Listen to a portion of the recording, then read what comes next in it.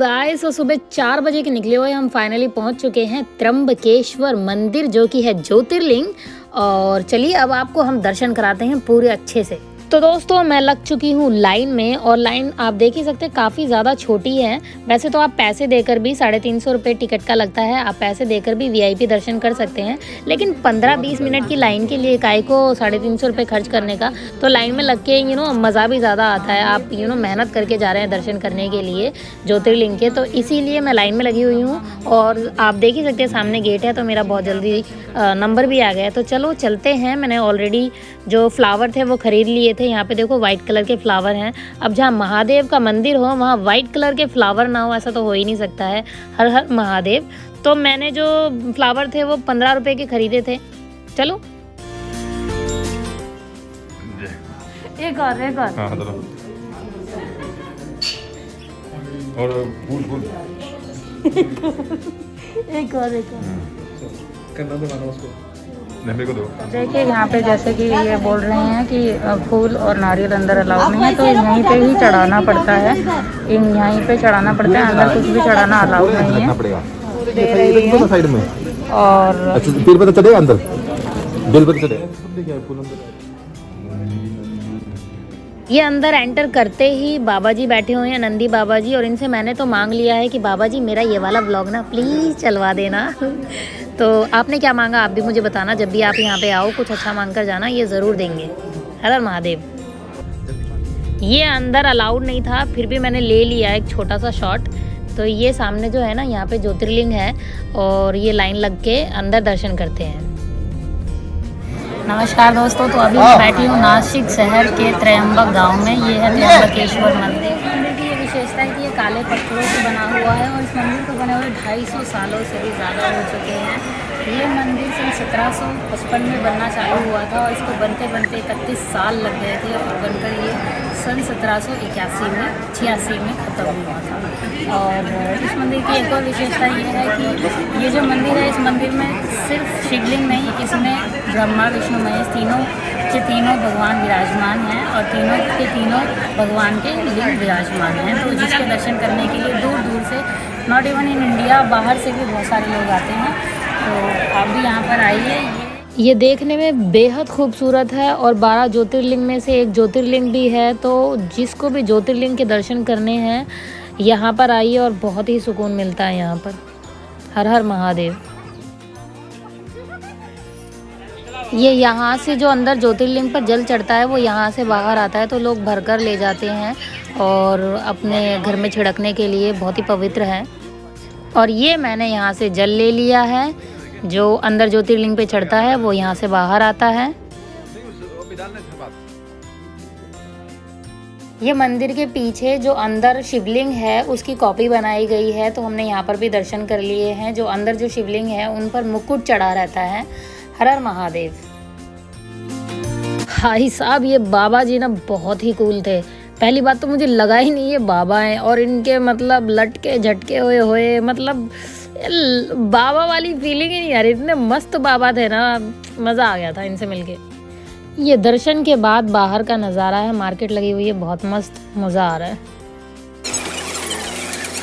Trimbakeshwar temple के दर्शन करने के बाद अब हम जा रहे हैं कुशावर्त कुंड। वहाँ पर चलते हैं, देखते हैं।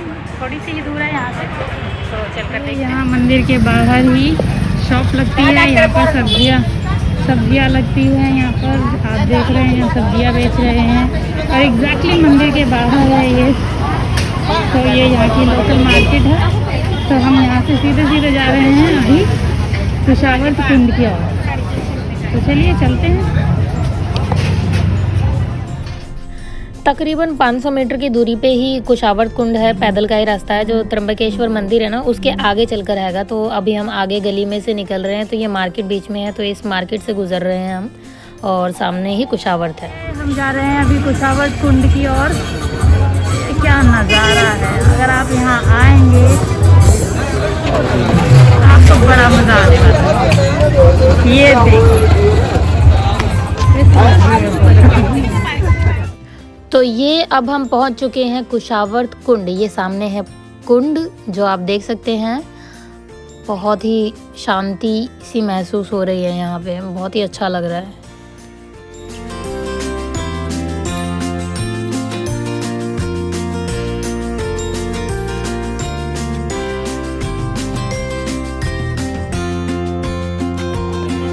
ये मैंने बाहर से फूल लिए 10 रुपए के, और उसके बाद अब मैं कुशावर्त कुंड में इनको बहा रही हूँ। और इनको बहाने से आपके जो पाप होते हैं वो धुल जाते हैं और मेरे सारे पाप कट जाएंगे यहाँ पर। और ये जो कुंड है ना, ये बहुत ही पवित्र है, इसको गंगा के समान ही माना गया है। तो जैसे गंगा में शुद्धिकरण के लिए जाते हैं, ऐसे इस कुंड में भी शुद्धिकरण के लिए आते हैं। इसके यहाँ पे नहाने से, हाथ पैर धोने से सारे पाप कट जाते हैं। तो आई होप मेरे भी कट गए हों। हर हर महादेव। त्र्यंबकेश्वर मंदिर और कुशावर्त कुंड के दर्शन करने के बाद अब हम चल दिए हैं। ये रास्ता है गोदावरी नदी का जो उद्गम है वहाँ के लिए हम चल दिए हैं। तो ये रास्ता वहीं जाता है, तो आगे चलते हैं, देखते हैं। बहुत ही ख़राब रास्ता है, लेकिन चलते हैं, देखते हैं क्या सीन है। हर हर महादेव। तो जहाँ तक गाड़ी आ सकती थी हम वहाँ तक गाड़ी लाए, आगे गाड़ी नहीं जा सकती। अब हम पैदल पैदल जा रहे हैं गोदावरी नदी के उद्गम की ओर। तो चलिए चलते हैं। ये काफ़ी ज़्यादा ऊंचाई पे है, बिल्कुल पहाड़ों पे सबसे ऊपर, एकदम लास्ट में, एकदम टॉप पे, इसलिए मज़ा भी बहुत ज़्यादा आने वाला है।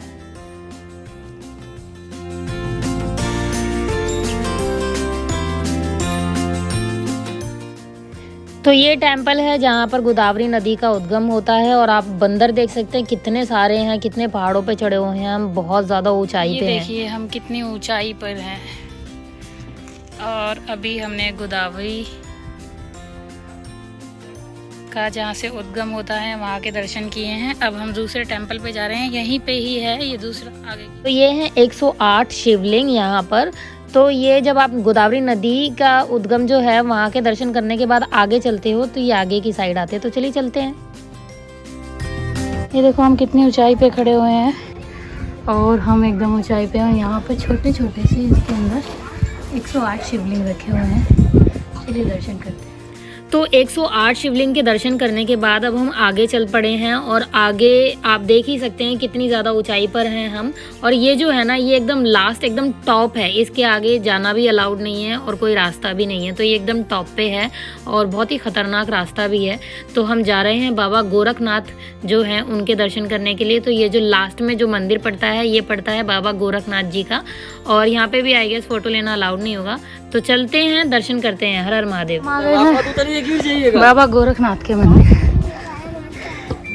तो गोरखनाथ जी के मंदिर से पहले ना ये छोटी सी सीढ़ियाँ जा रही थी। तो हमने सोचा देखते हैं ऊपर चढ़ के क्या है। तो यहाँ पे इतने प्यारे से क्यूट से एक छोटे से शिवलिंग रखे हुए हैं। तो ये देखकर तो बहुत ही अंदर से सुकून मिला, खुशी मिली। हर हर महादेव। इनके भी दर्शन हो गए। चलो आगे चलते हैं। तो ये हम पहुंच चुके हैं बाबा गोरखनाथ जी के मंदिर में। यहाँ पे अंदर फ़ोन ले जाना अलाउड नहीं है, तो मैं आपको बाहर से ही दर्शन करा रही हूँ। तो आप बाहर से देख लीजिए। और आप देखिए हम कितनी ज़्यादा ऊंचाई पे हैं। यहाँ से आपको चलकर आना पड़ेगा। ये हम सबसे एंड में हैं और ये कितने ऊंचे पहाड़ हैं, हम यहाँ पर हैं। और बस ये था लास्ट मंदिर। तो मैं आज का व्लॉग यहीं पर ख़त्म करती हूँ।